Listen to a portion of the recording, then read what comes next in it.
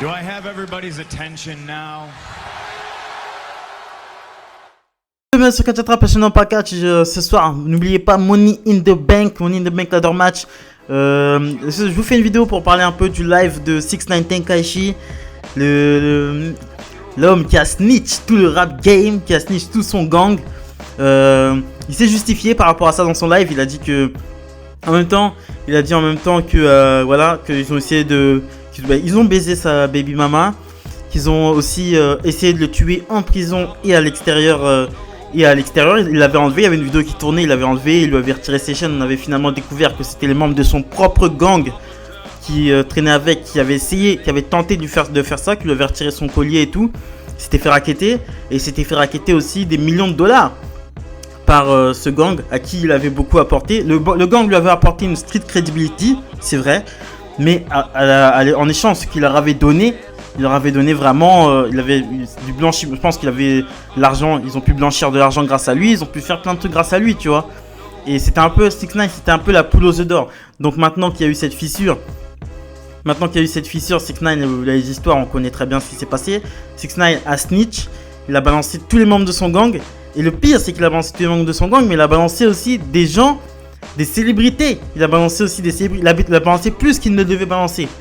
Moi personnellement, ce que je pense de cette affaire, c'est que le mec 6ix9ine, il a des couilles. Faut dire ce qu'il est, il a des couilles. C'est un génie dans la stratégie et dans la communication. Le mec, le pire ce que tu peux faire dans la rue, le pire de ce que tu peux faire, c'est balance. Le pire. Tu peux faire n'importe quoi. Tu peux tuer, tu peux violer, tu peux faire n'importe quoi. Mais balancer, ça c'est quelque chose. Dans la rue, ça tu peux pas le faire. Le mec, il a balancé quoi. Mais en même temps, mettez-vous à sa place. Le mec cuisiné, c'est pas un voyou 6ix9ine, faut dire, c'est pas un voyou, c'est pas un 50 Cent, c'est pas un Ludacris machin. 6ix9ine, c'est la nouvelle génération, c'est nous on est la nouvelle génération, c'est pas à l'ancienne, voilà. À l'ancienne c'était ça, mais maintenant les vieux dinosaures, les 50 Cent, les Snoop Dogg, ils sont en train de comprendre que malgré le fait qu'il est balancé, ça renforce sa légende. Tous les mecs qui l'ont balancé, ouais, qu'ils ont dit qu'il a balancé, machin, ça renforce sa légende. Le mec il revient, il fait un live Instagram, il met tout le monde d'accord. Il fait je sais pas combien, plus d'1 million de vues en je sais pas combien de temps, ça faisait que monter. Il a fait plus d'un. Le mec il revient en force quoi. Il a rien changé. Et je crois qu'il bénéficie du programme de protection de témoins, il a pas le droit de sortir de chez lui, il fait un clip où il montre clairement son bracelet électronique. Voilà. Là avec 6ix9ine, là c'est carrément les codes du hip hop qui sont en train de changer. Regardez même un 21 Savage. Le mec on a appris il y a pas longtemps qui était né en Angleterre, frère. C'est plus la même chose, c'est plus ce code de gangster à l'ancienne, tu balances pas, nanana, voilà. Et puis en même temps, aussi, c'est pas pour défendre 6ix9ine, mais à la place de 6ix9ine, qu'aurez-vous fait? Qu'est-ce que vous aurez fait? Cuisiné par le FBI. Le FBI c'est pas les commissaires, c'est pas le vieux commissaire du coin, tu vois. C'est le FBI quand même, c'est le Bureau fédéral d'investigation qui te cuisine comme ça pendant des jours et des jours. Qu'est-ce que tu veux faire? C'est des mecs qui ont baisé ta meuf, c'est des mecs qui ont essayé de te voler de l'argent, qui t'ont escroqué, ils t'ont fait tout ce qu'ils ont, ils t'ont vraiment pris pour, ils t'ont bolossé en fait. Donc pour moi c'est normal qu'il les a snitch. Pour moi c'est normal. Après avoir mûre réflexion. Et le pire c'est que le mec il revient après. Et il fait un live Instagram avec je sais pas combien de vues. Laisse tomber, le mec il est trop fort. Il est trop fort, mais là ce que j'ai peur c'est qu'il tente. Je pense pas qu'ils tenteront des représailles, ce serait trop. Le mec, en fait, plus son influence sera grosse, moins il risquera de représailles parce que plus les gens vont l'aimer en fait.